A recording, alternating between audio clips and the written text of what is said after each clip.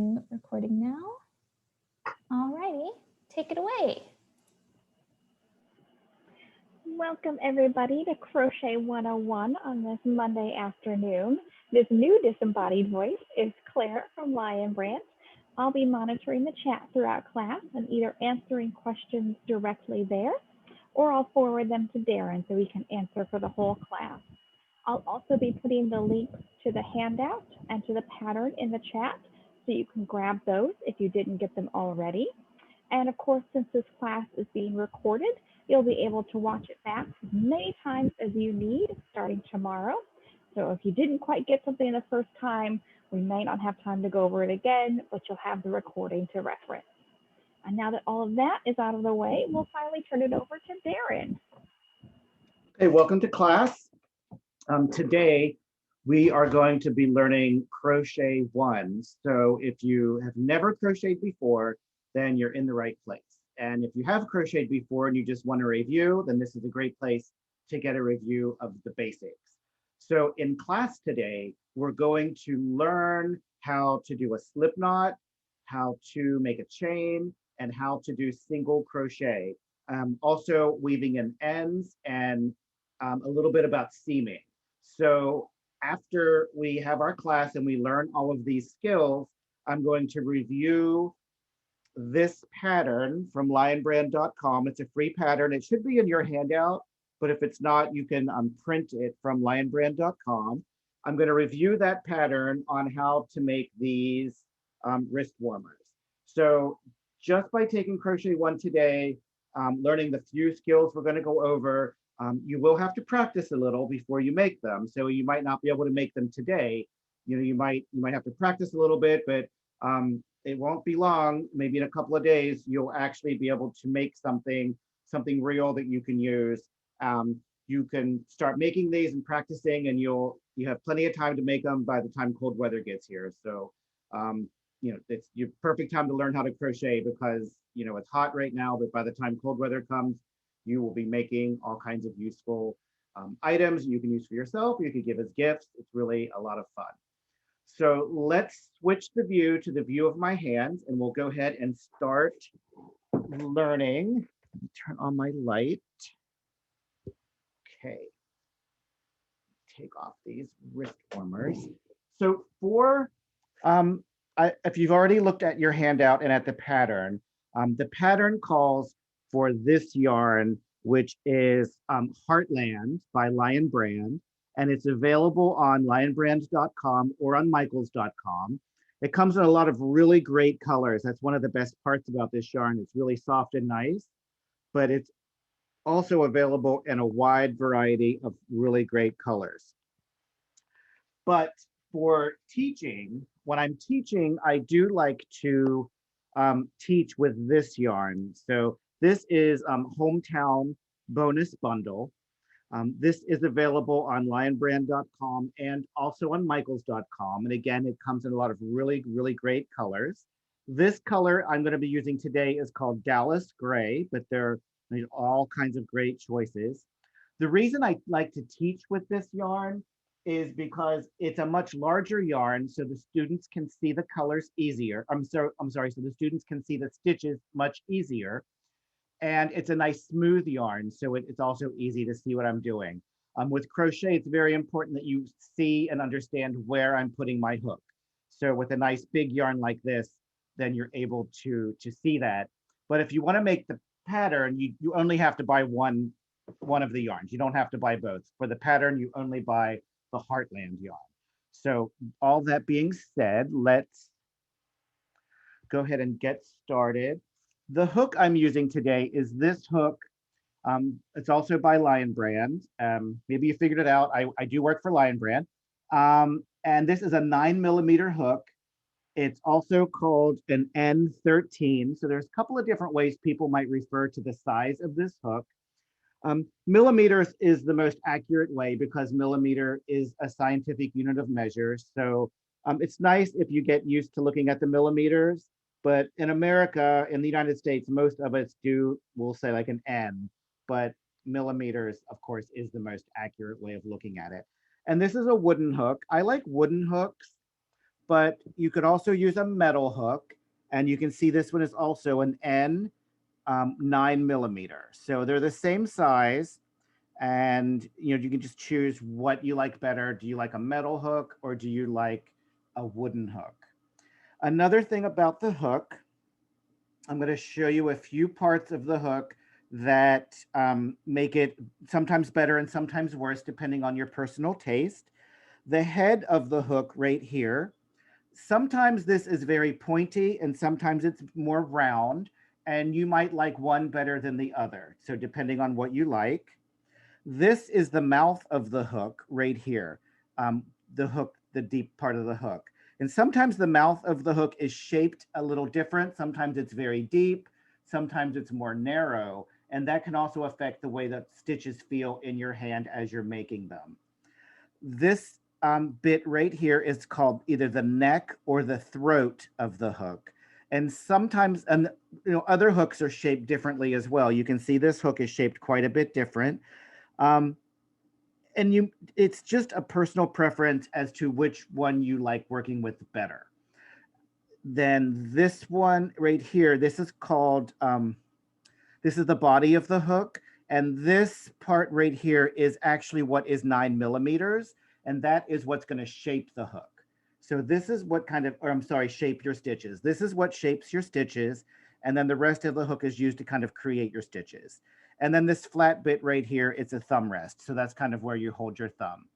And the reason I'm telling you all of this about the hook is sometimes you'll get a hook and you really love it and your crocheting is very easy. Sometimes you might get a different type of hook and you don't like it and it's very hard to crochet. And sometimes it's just the hook. So if you're having a lot of trouble today crocheting with whatever hook you have, it might be worth trying a different hook from a different maker that's shaped different. Maybe try a metal, try wood, try plastic. So sometimes the tool can really make a big difference. And that's just the basic parts of the hook, all right? And any questions about any of that? Any questions? Okay. So the first thing when we are, oh, I do want to point this out. Whenever you're buying yarn, whatever yarn you're buying, it should have information on the label. And this one on the back of the label, it has a picture of this crochet hook here. And it says, it's telling us that it calls for an N13 or a 9mm. You can see that. This above it is for knitting.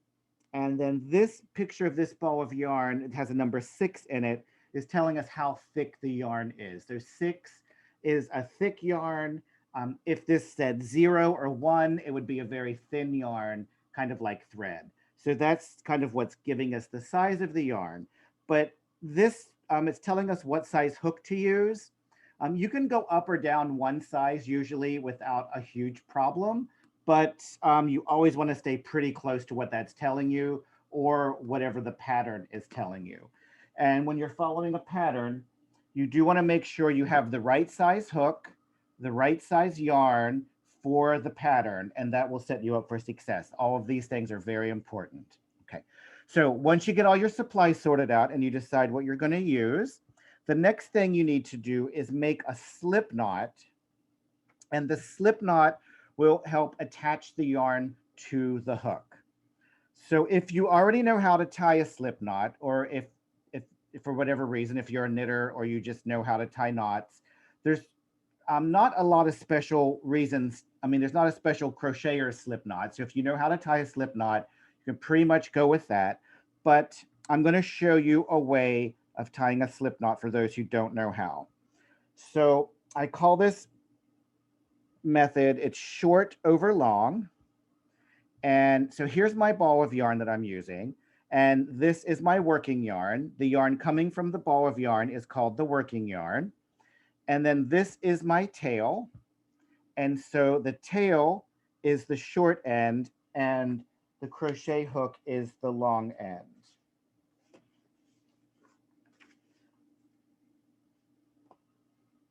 So what we're going to do is we're going to cross the tail over the working yarn. So we're putting the short end of the the short tail over the long working yarn. So it's short over long. And then you put your hand inside of that loop. So we make this loop, put your hand inside the loop. You're going to reach under the loop like this. You're going to grab hold of the tail, and then you hold the tail and the working yarn together with your other hand, and then you pull that loop back out. And I'll do this a couple of times, and that is how you tie a slip knot. And with crochet, it is extra nice if the tail is what controls the size of the loop. So when I pull the tail, that's what cinches that knot up a little bit tighter. So with crochet, it is better if that's the case. But if not, we're not going to stress out about it today. All right, so let me show you that again. So you take your tail, which is the short end, and you make a loop, and you put the tail over top of the long end. And the long end, of course, is your working yarn, what's attached to the ball. And then you put your hand inside that loop. Position it this way. So put your hand inside the loop. You're going to sneak under one of the strands, hold on to the tail, and hold on to the working yarn. And you're just going to loop your finger around and just pull it back through. And you know you did it right if it pulls out like this. Okay. So hold it lay it down like that. You're just reaching and grabbing hold of that tail, and you're grabbing it with your finger. You hold the tail and the working yarn together, and you pull it back through. And that is your slip knot. How do we feel about that? Do we got that? We want to see it again.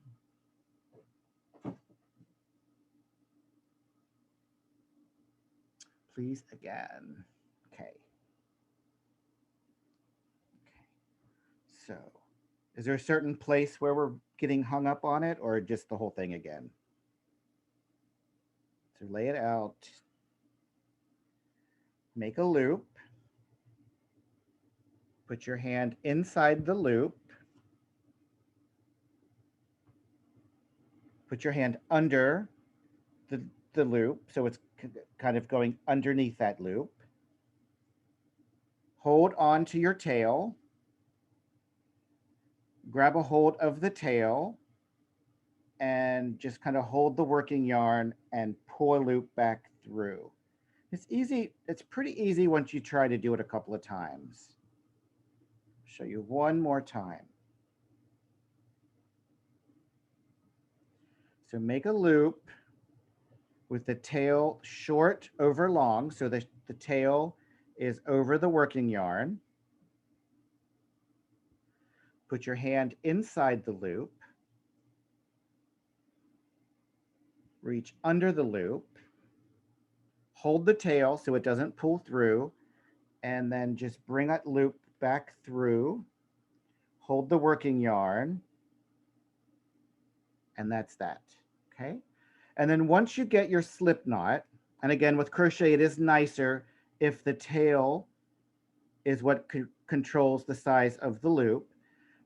Once you get your your loop made, you want to pop that right on your crochet hook, and you want to cinch it up so it's kind of snug on the hook. You do not want to pull it really tight. So if you pull it really tight, it's going to make it very hard to work with.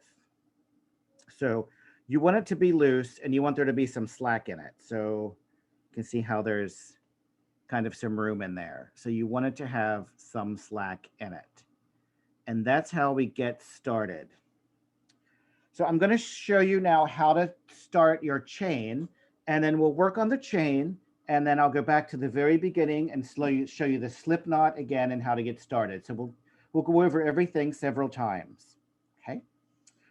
So for the chain, so you hold your working yarn, you hold your hook in one hand and you hold your working yarn in the other hand. And you take your hook and you kind of bring it towards you. You go under your working yarn and you pull it back through your original slip knot. And now you have one chain. And as you can see, I'm holding with my pointer finger and my thumb, I'm holding the yarn that's right underneath my hook and right underneath that loop. And if you do that, it kind of holds it tight and it opens up a little space so that you can have room to pull your hook back through. I don't know if you can kind of see that or not. So it opens up that little space. So take your hook, kind of bring it towards yourself, go under your working yarn, up on the other side, and then you want to turn it down and pull it through that loop. Okay, I'm going to put my glasses on. Makes it a little easier. If you do need glasses, you should wear your glasses. Okay. So now I have two chains. So bring it forward, go under it to grab the yarn, turn your hook down, whoops, turn your hook down, pull it through. So if you don't turn your hook down, then the loop is also gonna get caught in the mouth of the hook. So through, okay. So go, bring the hook through you, bring the hook towards yourself, under the yarn, up on the other side, turn your hook down, and when you pull it towards the loop, then your working yarn gets hooked in the mouth of the hook, pull it through that loop, and then release it from the mouth of the hook and slide it up onto the body of the hook. Bring it forward, under, grab the yarn, and pull it through. And once you get good at it, you get pretty fast. And one thing, you do want to change your grip. So after you do several stitches, your finger and thumb are going to be down here. You want to change your grip so that you're always pretty close. About every 3 or 4 stitches, maybe every 2 or 3, you want to change your grip, because that really helps to keep your tension nice. And just do it as slow as you need to in practice.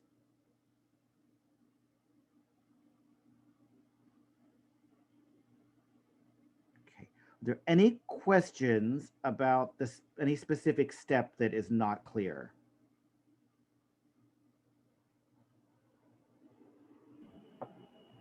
Oh, we have a common question here. What can you do to keep your beginning chain from being too tight? That is a very common problem. Even experienced crocheters run into this problem. So let me show you a few things. So the first thing I'm going to show you is you don't want to keep your yarn pulled tight around the hook. So you see how tight my yarn is around my hook?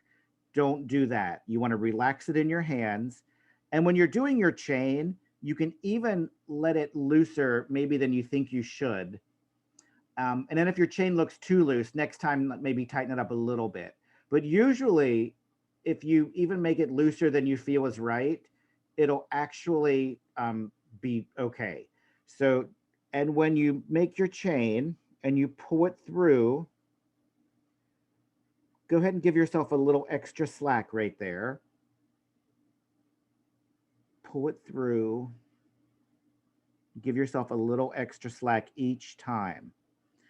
And if you're always having a problem with it, then one thing you can do is you can go up 1 size or 2 sizes. So I'm using a 9mm. And if my chain is always very tight, you might want to go up to like a 10 or an 11mm or whatever it takes to get you to the right tension.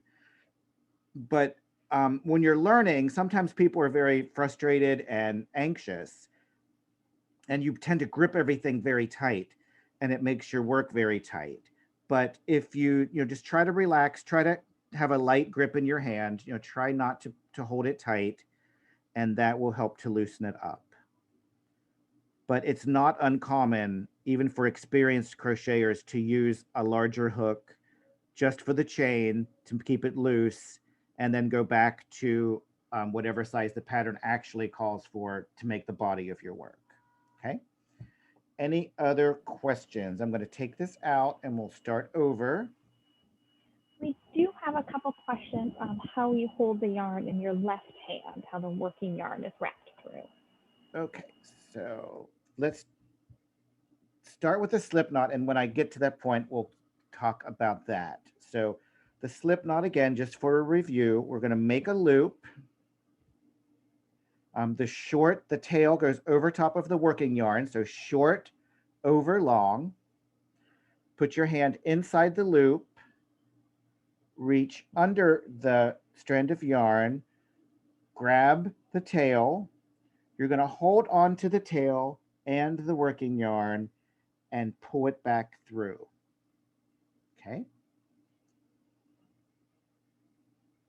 And then again, with crochet, it's best if the tail controls the size of the loop. Pop that right on your crochet hook. You want to cinch it up so that you don't want it like super slack like that, but you don't want it tight. So cinch it up so that, it's a little bit of slack on your hook. And when I crochet, I hold the yarn between my pointer finger and my middle finger. And I just if you hold your fingers together tight, you get a lot of tension. And if you kind of hold it loose, then you can drag the yarn in between. And there are and so this is how I actually do it when I'm actually working. I kind of bend my ring finger and it kind of holds against my middle finger. And it keeps this little stretch of yarn right here tight. And that's how I do it. Now the reason I do it that way, the only reason I do it that way is because that's how my mother holds her yarn. And my mother taught me how to crochet, and she taught me, I watched her do it, and that's how I learned to do it from her. And we always do what our mothers tell us. So that's why I do it that way. But there are other ways, lots of other ways. So sometimes people will wrap it around their finger like this. And what you want is there to be tension right here so that when you pick up this stretch of yarn, there's tension. But I find that it gets hung up on my finger and it doesn't slide nice. Some people will do something like this where they have it wrapped around their pinky and maybe around this finger once or not. And then I always get it all tangled up in my hand. So I've never been good at that, at holding it that way. I always just do it this way. So just try different ways of holding it in your hand and see, what's going to work best for you. You can wrap it around your finger, but if it doesn't slide nice on your finger, then you're going to have to stop and like readjust your hold a lot, and that'll slow you way down and be very frustrating. So I think if you had 100 people, 100 crocheters, and you looked at everybody's hands, you'd probably have 50, 60 different ways of people holding their yarn. I bet there's a lot of different ways. So just practice and experiment with that. Any other questions about what we've done so far?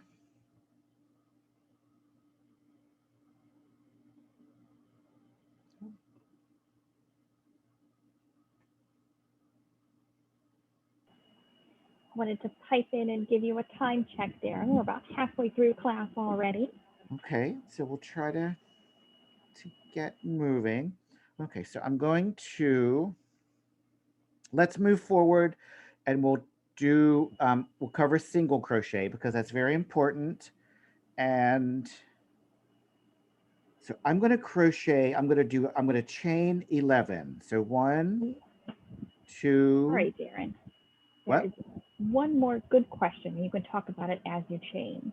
Does it matter if you wrap the yarn from the front to the back or from the back to the front?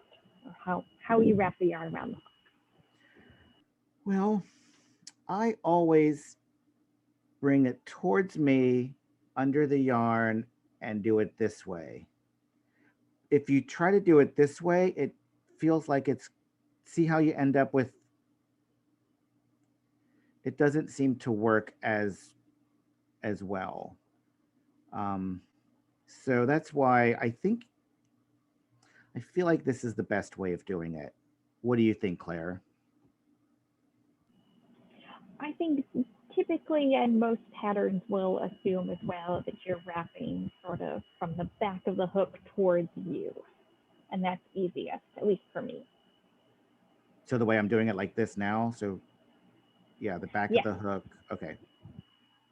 Okay, so now I I've guess lost that would count. be counterclockwise. I feel like it's clockwise because it's going.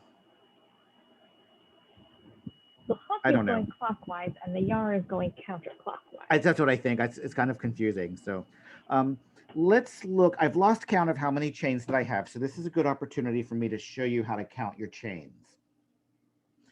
So when we look at the chain, what we're going to look at is this kind of a shape that we're seeing here. It's almost like a V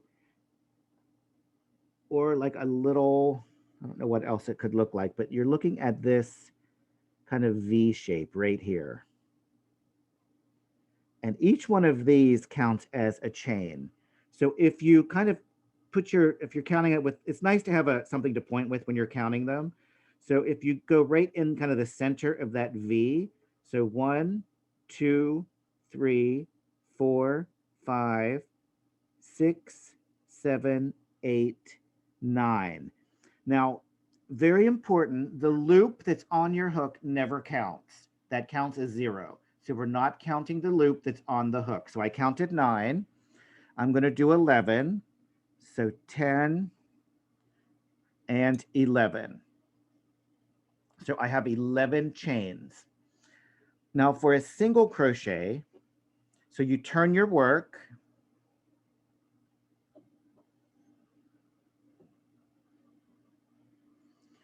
So a single crochet, what you always do is you always skip the first chain. So let me lay it out like this so it's easy to see. So if I count my chains, this is the first chain from the hook. And this is the second chain. So we count them from the hook, 1, 2, 3, 4, 5, 6, and then it continues. So this is the first chain. This is the second chain. And for single crochet, you always skip the first chain. And then later on, when you learn double and half double and triple, then that changes for each stitch. But for single crochet, we skip the first one. And so the way I like to do it is I hold my chain with my thumb and my pointer finger. You're going to enter that chain. So you're going to kind of find that V that we were using to count, and you're going to go right in between the two strands of that V. So right in between, in the middle of that V, you're going to pick up a strand of yarn with your hook, bring it back through your chain. Now I have 2 loops on my hook. Do another yarn over, and you're going to pull that yarn over through both loops. And now I have 1 loop on my hook. That is a single crochet. Now for the single crochet, we're just going to go into the very next chain. Okay, so there's our first one. And we're going to go into the very next one. So where we're going to be going into is right here. So for each one of these chains, we'll go in through here, here, here, here, and here. That's how we're going to go. So if you're not sure where to insert your hook, you just want to find this V shape right here, and then we're going to go right in the middle of that V. So we're going to go right in there. Is that easy to see what I'm doing? I'm never sure on a video. Okay, so there's my chain. And you can kind of use the head of your needle to kind of push it through. And that's why sometimes it's better if it's sharp. Sometimes it's a little easier. So we're going to go right through, bring a loop of yarn back through the chain. Now I have 2 loops on my hook. Yarn over, bring it through both.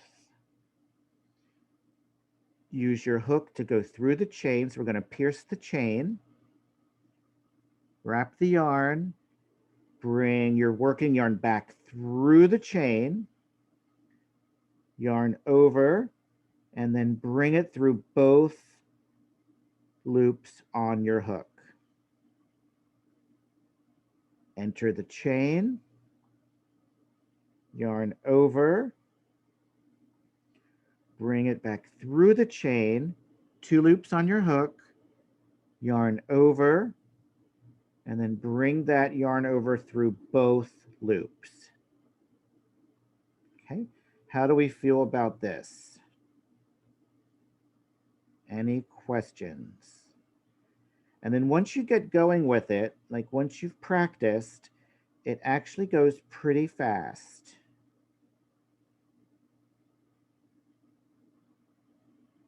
You can see I'm not pulling anything really tight, though I am kind of keeping things snug. Okay, so go through the chain, yarn over, bring it back through your chain again, yarn over, and then bring that through both loops. You're going to pierce the chain, go through the chain, front to back, yarn over, pull that yarn over back through the chain, 2 loops on your hook, yarn over, pull that yarn over through both loops. Okay, now I've got my last chain right here. Enter the chain, bring up a loop, yarn over, and then pull that yarn over through both loops. And that is my chain, and my first row done. All right, so we're going to rest here for just a minute, and I'm going to see what questions we have, and then we'll proceed from here.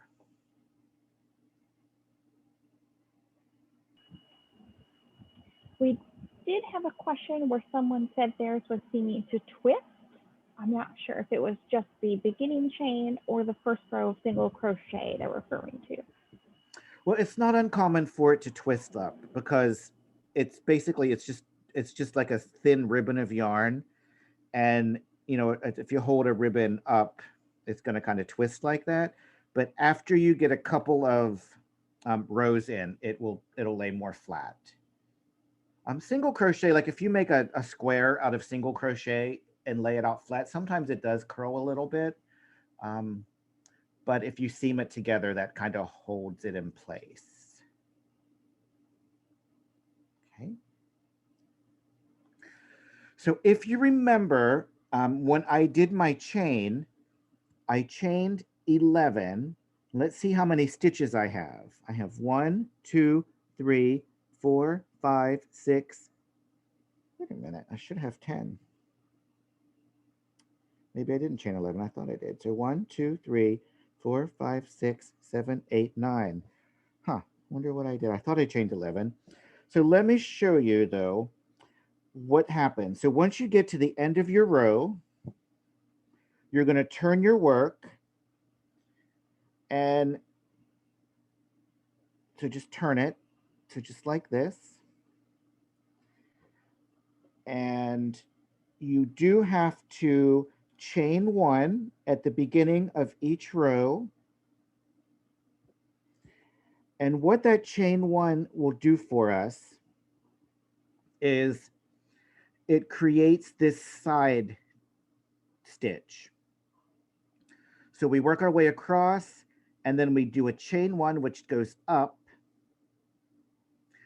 and that creates the side.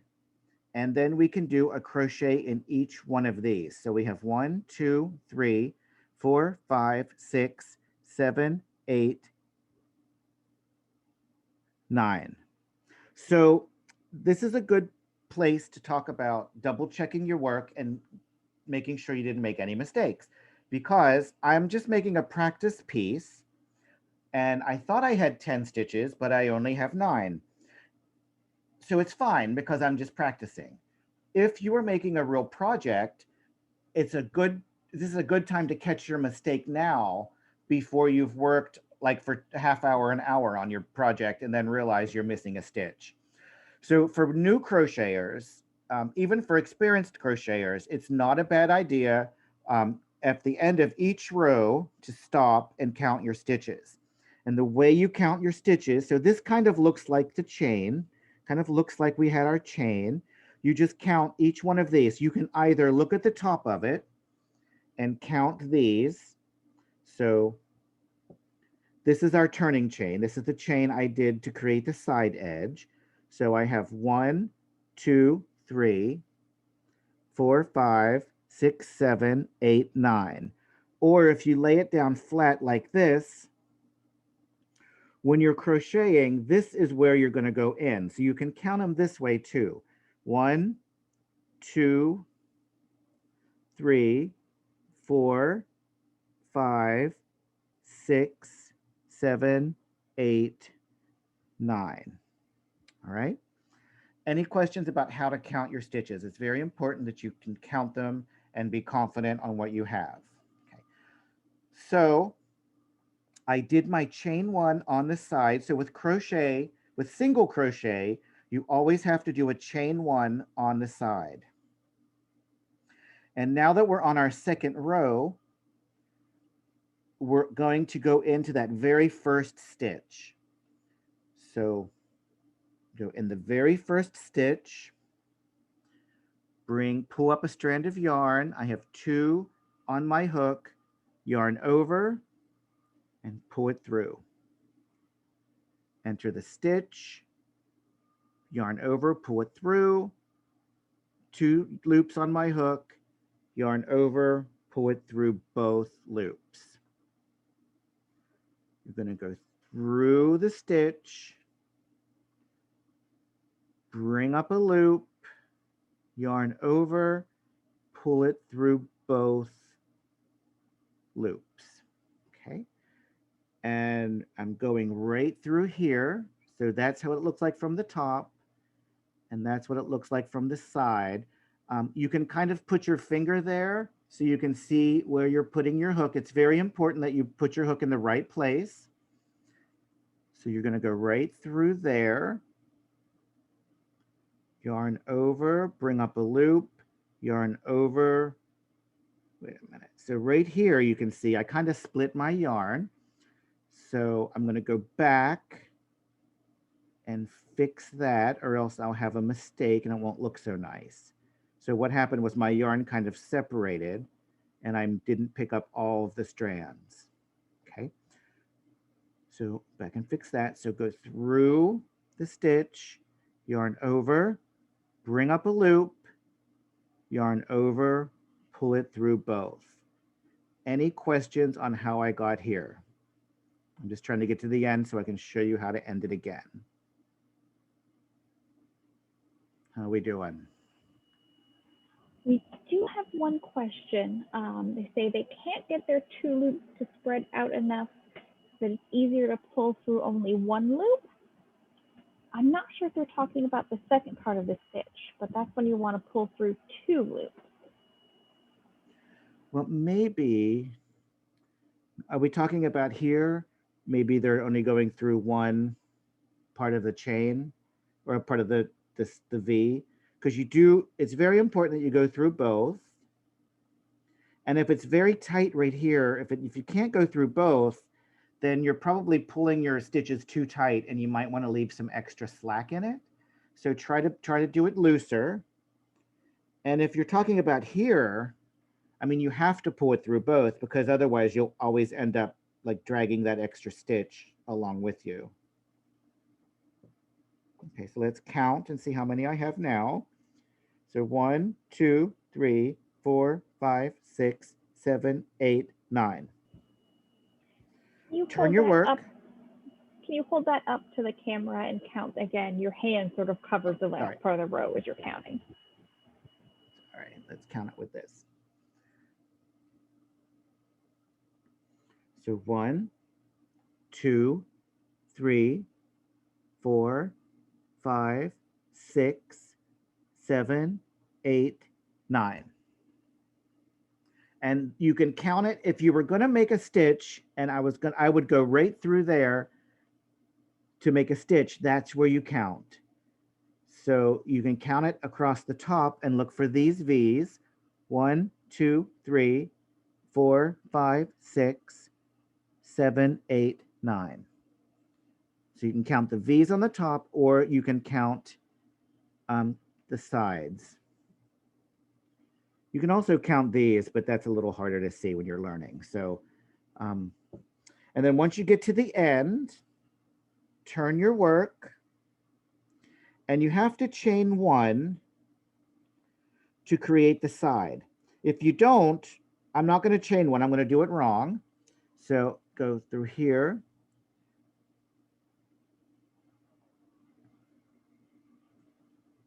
And I'm just going to keep going and do a couple stitches and show you how that looks. And it might seem like a subtle difference, but you can see how that stitch is going diagonal that way, whereas on this side, this stitch right here is going, parallel with the work. It's not on a diagonal. So we created our side stitch to give it the height, and when we made our first stitch, now it's going straight across.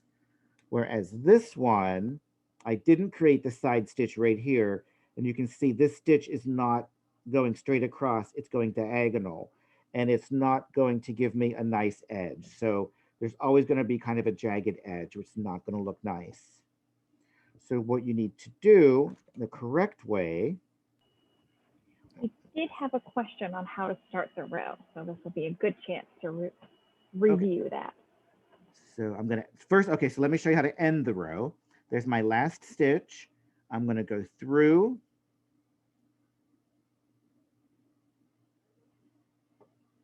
Finish my single crochet. And I do need to chain up to create the height. And so sometimes you'll chain up at the end right here. You can chain up here and then turn, or you can turn and then chain up. It doesn't matter which way you do it, but you do want to make sure you have that chain. For single crochet, it's always chain 1, okay? And when you learn other stitches, you'll be maybe doing a chain 2 or chain 3, but for single crochet, it's always chain 1 to create the height of your stitch. And then what you want to do is you want to look here and see the first stitch. So if you lay your work down like this and you count it here, so 1, 2, 3, 4, 5, 6, 7, 8, 9, that is my first stitch right there. So I'm going to go right in the very first one, yarn over, bring it through, yarn over, bring it through. And then just continue along.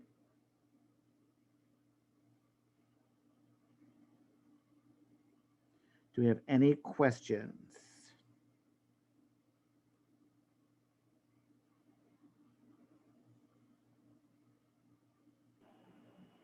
I'll just remind everybody that the recording for this class will be available tomorrow on michaels.com/classes. It's usually up about 24 hours after the end of class.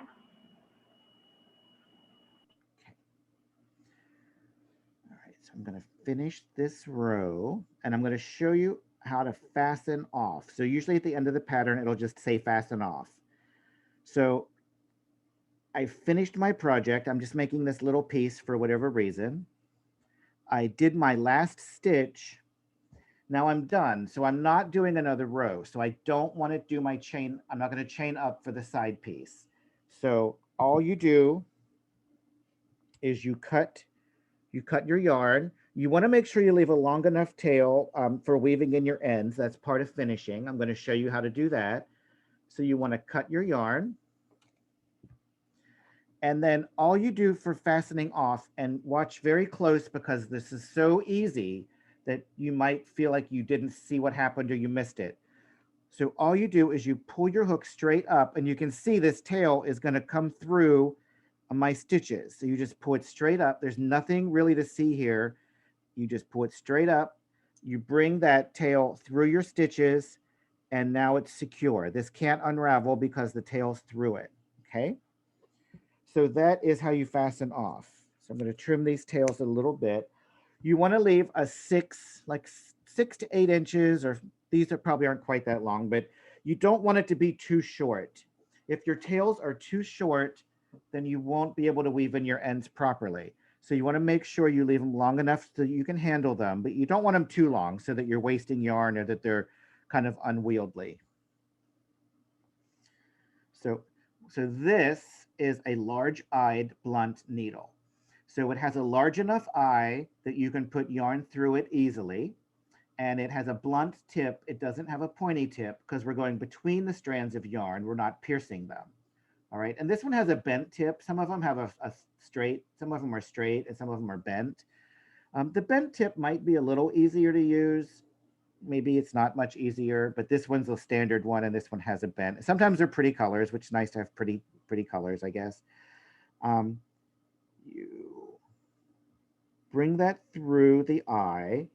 If you can't bring it through the eye, here is the little trick. You can take a piece of paper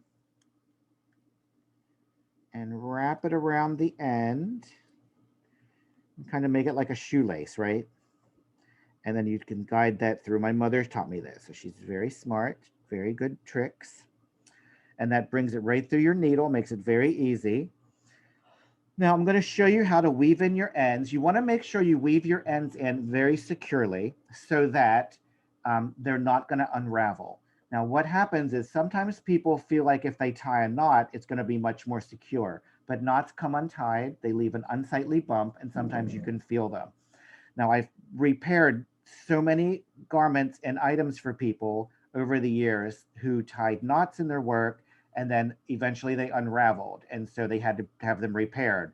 So to avoid that, you can do it this way, and it'll be very secure. So you just want to find a loop and just bring it back down through. And you want to keep this with a very light hand. See, if you pull it tight, you see how I'm kind of squishing my corner. So you just want to keep it with a light hand, but you don't want a lot of slack or anything. And you just, because crochet is a 3-dimensional stitch, it's easy to kind of bury this tail in between your stitches. So I'm just kind of going underneath the legs of my stitch. So, and because I have a gold needle, you can kind of see kind of where the needle's going. Okay, so if you can see this gold needle going through the stitches, when I pull my yarn through, that's the same path that the yarn's going to go. So it's going to be buried in the middle of those stitches pretty well. What you want to check is you want to make sure on the other side that it's also hidden. So when I look on the other side, I can't see the needle at all. So that means that the yarn's not going to show at all. So if I pull it through, so the yarn is coming through there. And again, you want to have a light hand. You don't want to pull it tight, but you don't want extra slack. So if you pull it a little too tight, then you can kind of massage it out a little bit and kind of make sure it looks nice. Again, it's not a bad idea to keep double checking the other side. Technically, you would want to do this on the wrong side if you're making an item that has a wrong side. If you're doing single crochet on a flat piece like this, both sides are the same. It's reversible, but one side might look better than the other, or for whatever reason, but just always kind of weave in your ends on the wrong side. So you want to go over about 2 inches, maybe 2 or 3, and And then you want to go to the next row over. So you can see there's nothing like there's not a real specific way I'm doing this. Like you don't have to count and find the exact strand of yarn. You just want to make sure that it's hiding and it's being buried under, and that it's not distorting your fabric at all. So this is a very simple stitch, but if you're doing lace or if you're doing like a fancy stitch, you don't want to distort your fabric. So just make sure and like double check and see how that needle looks. And you can decide, well, if I pull a strand of yarn through there, it's not going to look bad. It's going to look okay. Double check this side and then pull it through. And then each time you do something like that, massage it out and then kind of look at it. You can't even tell I did anything. And now I'm going to do this wrong so that you can see what it looks like if it's wrong. So I'm going to kind of bury it through all of my stitches so that it's hidden really well. Okay, so that's hidden really well. You can't even see it. So that's going to be perfect, right? Let's double check this side. So now that you can see on this side, you can see like the big stretches of my needle showing. If I pull my strand of yarn through there, you're going to see strands of yarn where my needle is. So that's not going to look very nice. So let's take it out and try it again. So I'm not going to go quite so deep this time. I'm going to be careful and go just under. I'm going to pick up one strand of yarn at a time. And now you can see my needle is pretty hidden. It's not going to show badly. And on this side, you don't see the needle at all. So that means that the end is going to be woven in and hidden appropriately. So go ahead and pull it through. And if you get too excited and you pull it super tight, that's fine.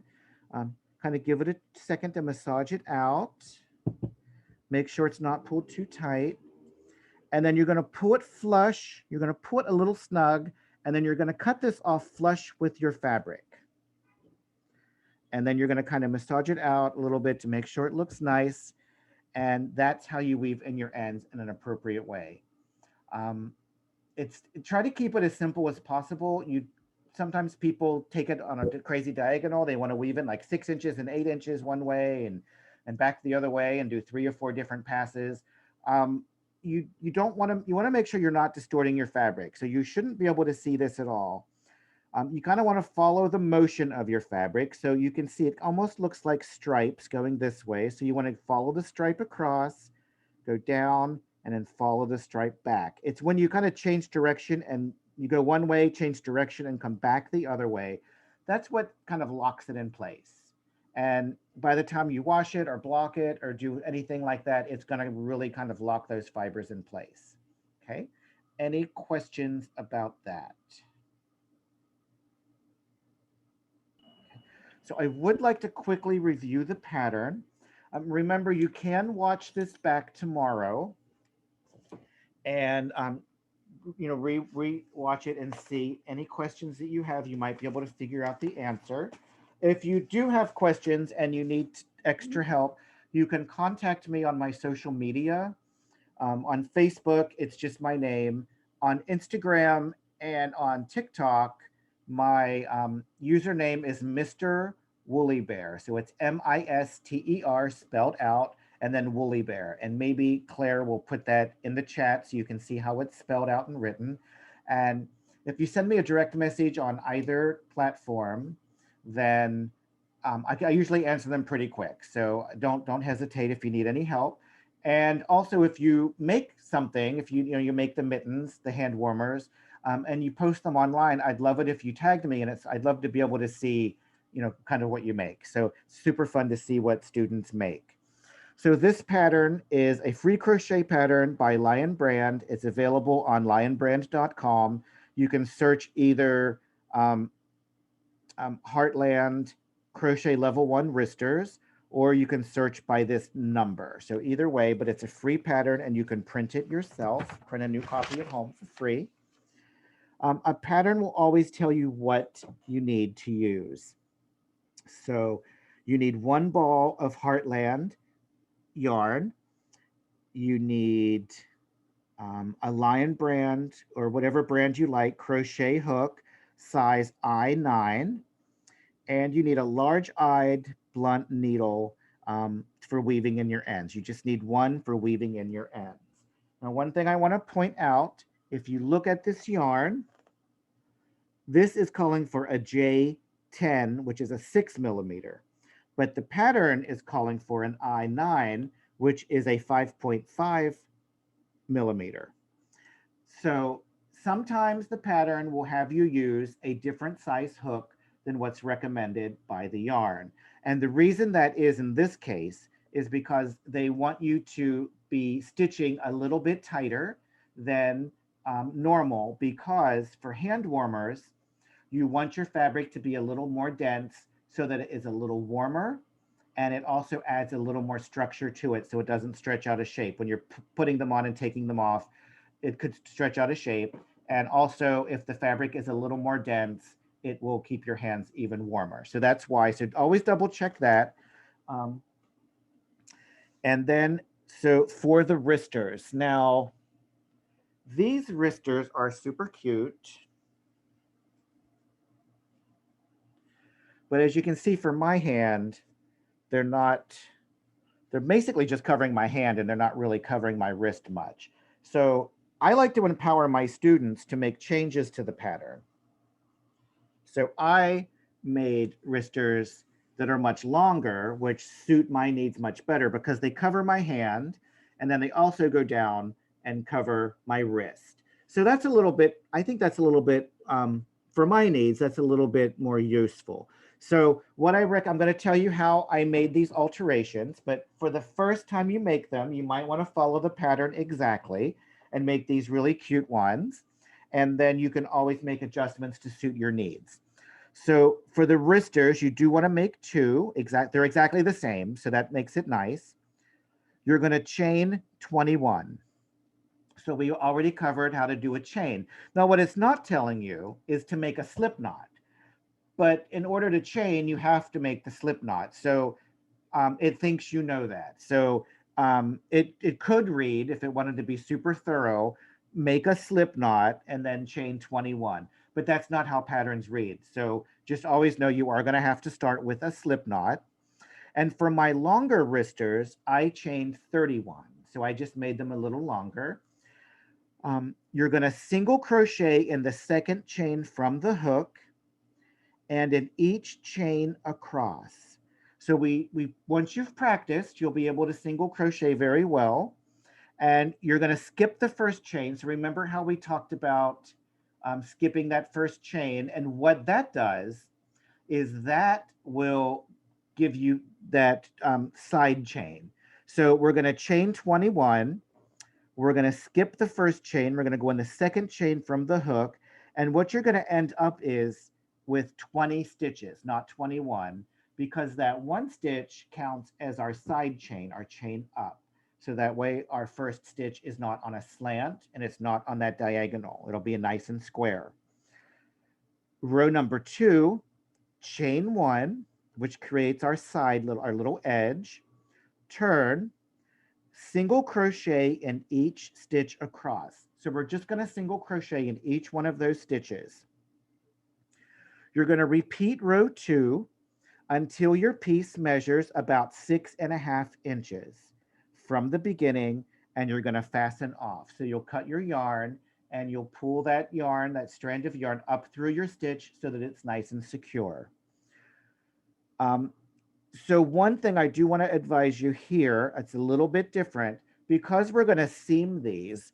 What you want to do is when you cut your yarn, instead of leaving a 6 or an 8-inch tail, I'm going to tell you to leave a really long tail. So maybe a foot or more, because we're going to use that tail for seaming. All right. And that'll make it a little bit easier for you in the long run. Just trust me on that. But leave yourself a nice long tail for seaming. And then what we're going to do is you're going to fold the wrister in half. So this is what it looks like after you make it. So it's like a square or maybe like a rectangle shape. Fold the wrister in half like this.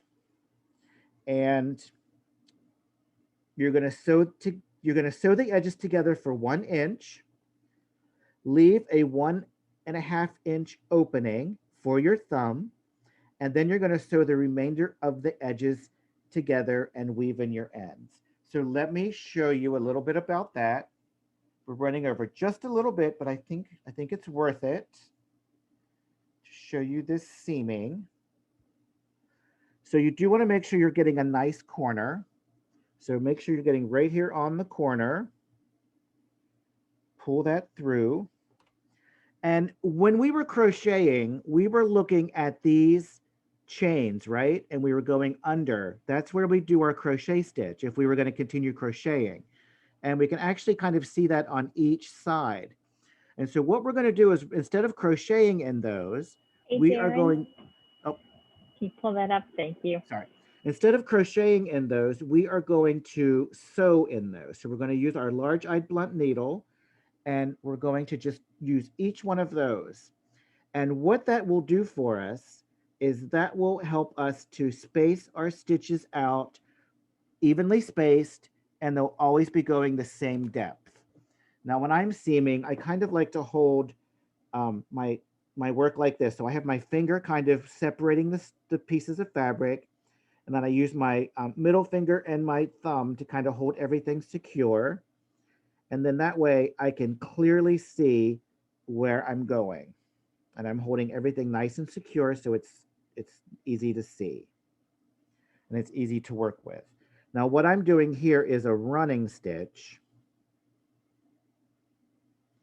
And I'm just picking up 1 stitch on one side, and I'm 1 stitch on the other side. And you can see it's just like if I were crocheting, I'd be picking up these 2 strands of yarn. I'm going through. So you want to go 1 inch, and you would probably measure this, but I'm not going to measure it because we're trying to hurry. And then we're going to leave an 1.5 inch opening. So let me show you how to leave that opening. So I'm only going to sew on one side. So you can kind of see I'm weaving my needle through on one side like this. Pull that through, and you don't want to pull it tight. You want to make sure you're leaving it nice and soft. And that leaves my opening. And then now I'm going to continue doing it on both sides.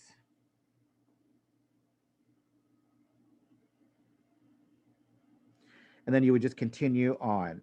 Now, if you want to do the whip stitch, then you're always entering the fabric from the same side. You bring it back, you jump over your work, you enter this side, come out the other side, jump over your work, and you're always entering it from the same side. And pick which stitch you like and do the whole seam in the same stitch because it'll look nicer. Both of them are good. I personally like the running stitch better. Other people that knit and crochet will swear that the whip stitch is better. You can decide which one you like better and live your life accordingly. Okay, and when you're finished, though, you do always want to try to make sure you get a nice corner. You want to get a nice square corner, and it looks pretty good. And then what you'll do is you'll weave in your ends. And sometimes when I do a seam, instead of weaving my ends in on the body of my work, sometimes I'll just kind of do the running stitch back 2 inches and then maybe go back the other way 2 inches. And then that way I'm reinforcing my seam, and I'm also hiding my ends in that seam so they're not going to show. So sometimes when I do a seam, I do like to hide my ends in the seam. Do you ever do that, Claire? I try to avoid seaming as much as possible. Okay. And then I'm not going to cut this off because I'm going to reuse this for another class when I do show this again. But now that I've woven in that end, I would snip that off flush with my fabric. And then you have to weave in this one. And then you'll turn it. So you do want to seam with right sides together. And again, this fabric's reversible. But for whatever reason, one side might look better than the other. So make that decision. And then you've got your wrister. Now, if you want to make the longer one, so make this first one and see how they look. And then if you want to make them for a child, what you do is you lay your child's hand on the wrister before you seam it, and you fold that wrister over. and then you measure. So maybe instead of going what did it say, 6.5 inches, maybe for a child, you only go 5 inches or 4 inches. Maybe you want to make it much shorter for a child, or maybe you want to make it longer. If you have a friend that has very large hands, instead of 6 inches, you might want to go 8 inches so that it can wrap around the entire hand. And you might want to make them so that they go clear up to your finger. And you might want to make opera length ones that go to your elbow. I don't know your life. I don't know if you need opera length fingerless crocheted mittens. Maybe that's what you've been looking for. That's the best part about making stuff and knitting and crocheting is you can make them to suit your personal needs. So, you know, it's impossible to find hand crocheted fingerless opera length gloves, but now you can make them yourself. You know, who knows what you're gonna want to make. That's the best part. And I always want to encourage my students, you don't have, this pattern is not, it's not like the Constitution. You don't have to live by this. You will not be arrested or be violating any rules or laws if you change this. Some people like see a pattern and they feel like they're married to it and they have to only do what it says. I don't like to be told what to do, and I barely take suggestions. So, you know, make it to suit your own needs. Do not be afraid to veer off from the pattern, okay? So that's pretty much the class. If you do have any questions, feel free to message me and let me know, because I hate the thought of leaving you in a lurch. You know, I always want to try to help out as much as I can. So send me a direct message if you need to. So, all right, anything else?